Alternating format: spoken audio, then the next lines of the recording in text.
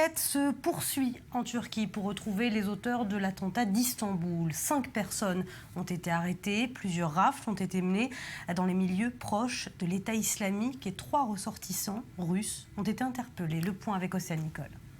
La Turquie poursuit ses recherches 2 jours après l'attentat suicide d'Istanbul qui a tué 10 touristes. L'enquête avance, plusieurs arrestations ont eu lieu, 5 suspects ont été mis en garde à vue. La police turque l'affirme, cette attaque a été perpétrée par un migrant venu de Syrie âgé de 28 ans. Il était entré quelques jours plus tôt sur le territoire turc. Cet individu n'était pas sous notre surveillance, il n'était pas suivi. Il est entré normalement comme un migrant lambda, comme n'importe quel individu dans notre pays.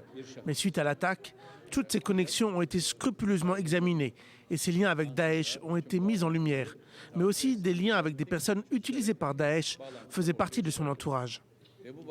Selon les médias locaux, le kamikaze identifié comme Nabil Faldi est né en Arabie Saoudite. Il est arrivé en Turquie le 5 janvier dernier. C'est grâce à ses empreintes digitales enregistrées par les services d'immigration que la police a pu l'identifier rapidement. Cette attaque a été revendiquée par le groupe État islamique. Le Premier ministre turc s'est dit prêt à prendre les mesures nécessaires pour stopper ces attentats. Si ces sous-traitants de Daesh imaginent qu'ils pourront s'en prendre à la Turquie, comme malheureusement nous venons de le vivre et comme nous en avons trop souffert, la Turquie est prête à prendre toutes les mesures qui seront nécessaires pour anéantir toutes les organisations sous-traitantes et tous ceux qui coopèrent avec elles.